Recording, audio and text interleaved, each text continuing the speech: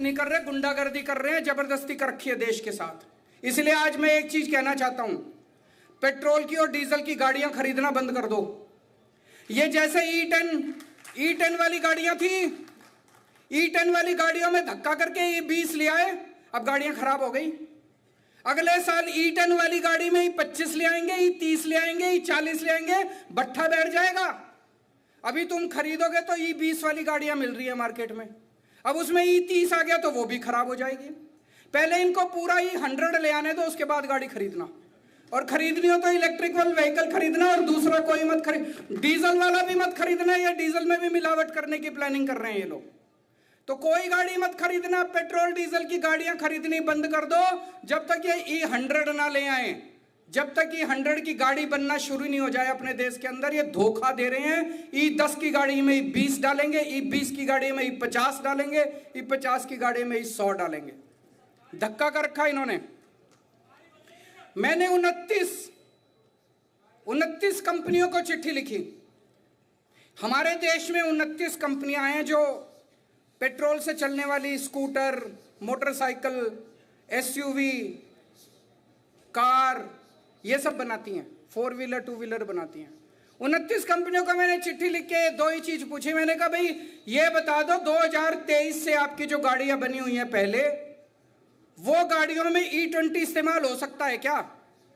अगर आप कहते हो सकता है, और अगर किसी की गाड़ी खराब हो जाए तो फिर आप लिख के दे दो कि हर्जाना हम देंगे। अगर किसी की गाड़ी में माइलेज कम आए तो लिख के दे दो कि हर्जाना हम देंगे। ये दो बातें पूछी, किसी की चिट्ठी का जवाब नहीं आया। लेकिन 9 कंपनियों के अफसरों से मेरी खुद की डिटेल में बात हुई। बोले जी 2023 के पहले वाली गाड़ियां E10 थी, उनमें E20 इस्तेमाल नहीं हो सकता। बोले जबरदस्ती कर रखी है सरकार ने, E20 इस्तेमाल करोगे गाड़ी भी खराब होगी, माइलेज भी खराब होगी। तो मैंने कहा लिख के दे दो।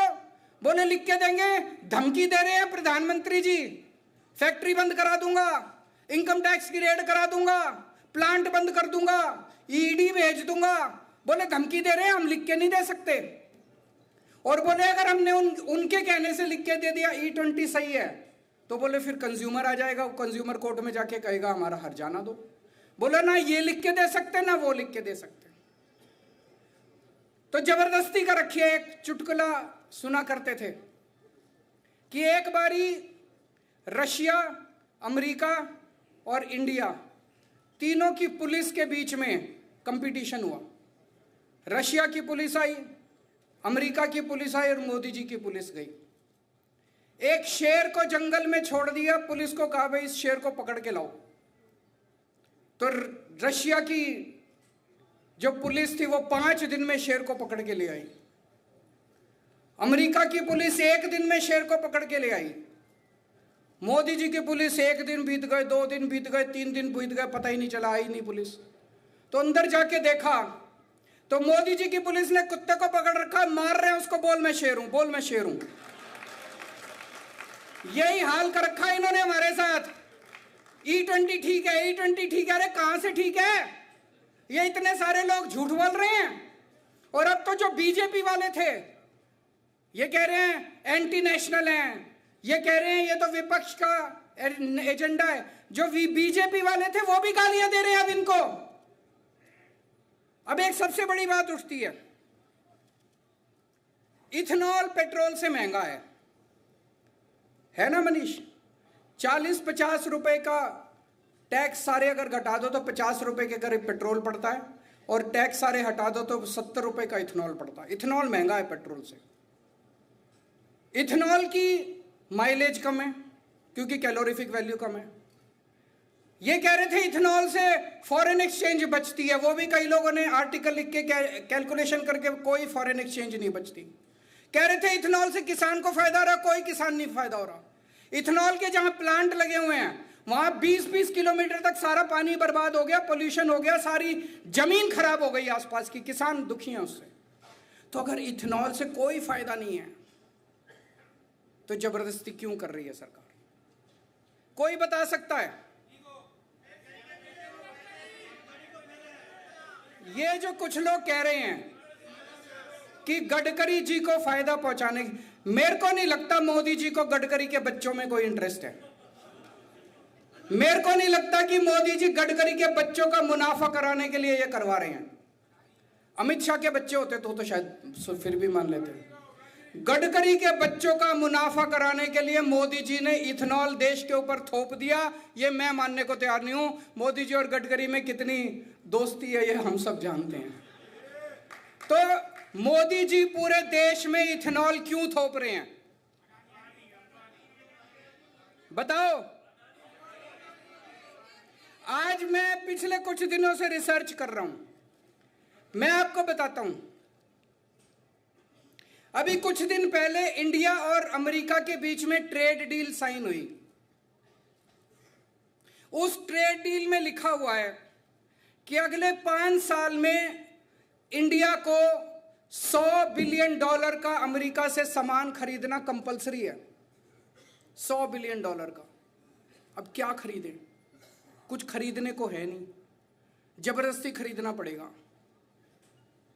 अमेरिका दुनिया का सबसे बड़ा इथेनॉल बनाने वाला देश है। दुनिया में सबसे ज्यादा इथेनॉल अमेरिका बनाता है और अमेरिका में खपत नहीं है। हमारे देश में E20 थोप रहे हैं, अमेरिका में E10 से भी कम है। और वो भी ऑप्शन मिलती है हर पेट्रोल पंप पे, E10 लेना है कि प्योर पेट्रोल लेना है, ऑप्शन मिलती है।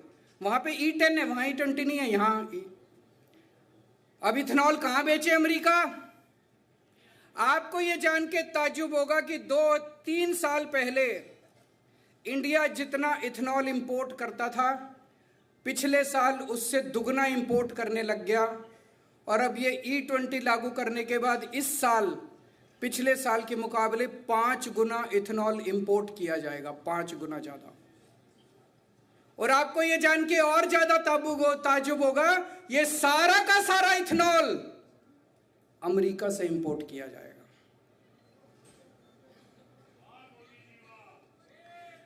मैं फिर से समझा दूं आपको, पिछले साल 1 बिलियन लीटर्स इथेनॉल अमेरिका से इंपोर्ट किया गया। कितना? 1 बिलियन लीटर्स। 3 साल पहले इसका आधा किया गया था। पिछले साल 1 बिलियन, इस साल जब E20 लागू कर दिया गया 5 billion litres of ethanol import किया जाएगा और सारा का सारा अमेरिका से इंपोर्ट किया जाएगा। तो ये जो अमेरिका के साथ जो ट्रंप के सामने मोदी जी झुके हुए हैं, जो भी मजबूरी है मेरे को बताने की जरूरत नहीं है, आप लोगों को ज्यादा पता है। जो मजबूरी है, अमेरिका को खुश करने के लिए हमारे देश के ऊपर जबरदस्ती इथेनॉल थोपा जा रहा है। पहले 2018 में केंद्र सरकार ने ऐलान किया था कि हम 2030 तक देश के अंदर E20 लागू करेंगे। जब से ट्रंप आया है, अब मोदी जी ट्रंप के आने के बाद कह रहे हैं कि हम 2025 में 2026 में E20 लागू कर देंगे।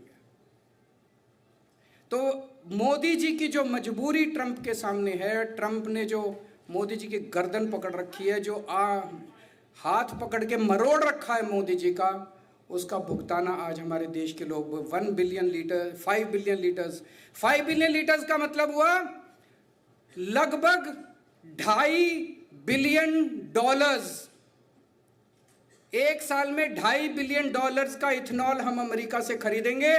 5 साल में $12.5 बिलियन। और अगर आप डॉलर की वैल्यू इंक्रीज होगी, पेट्रोल की खपत, तो 15 से $20 बिलियन का 5 साल में हम इथेनॉल खरीदेंगे। $100 बिलियन का सामान खरीदना है, उसमें से $20 बिलियन का इथेनॉल खरीदेंगे हम अमेरिका से, जिसकी हमें जरूरत नहीं है, जिसकी हमें जरूरत नहीं है। तो ये जो मोदी जी बिछे हुए हैं ट्रंप के सामने, मोदी जी ने जो घुटने टेक रखे हैं, मोदी जी की जो मजबूरी है, कोई कहता है एप्स्टीन फाइल है, कोई कहता है अडानी को बचाने, मुझे नहीं पता क्या है, लेकिन मोदी जी ने पूरा देश बेच दिया, आप लोगों का घर बेच दिया, आप लोगों की गाड़ियां खराब कर दिया, आप लोगों का बेड़ा गर्क कर दिया, ट्रंप के सामने जो उनकी मजबूरी है। अब एक चीज है, युवाओं का आंदोलन अभी सफल हुआ, धर्मेंद्र प्रधान को इस्तीफा देना पड़ा। उसका टर्निंग पॉइंट क्या था? मोदी जी को बड़ा गरूर था, इन बच्चों को तो मैं देख लूंगा। एक दिन उन्होंने सोनम वांगचुक को जबरदस्ती वहां से उठा दिया। उनको लगा सोनम वांगचुक को उठा देंगे धरना खत्म हो जाएगा, धरना और बढ़ गया। फिर 20 जुलाई को उनको लगा डंडे मारो इनको, आंसू गैस छोड़ो, सर फोड़ दिए, अपने ही बच्चों के सर फोड़ दिए, टांगे तोड़ दी, खूब मारा बच्चों को, खूब मारा बच्चों को।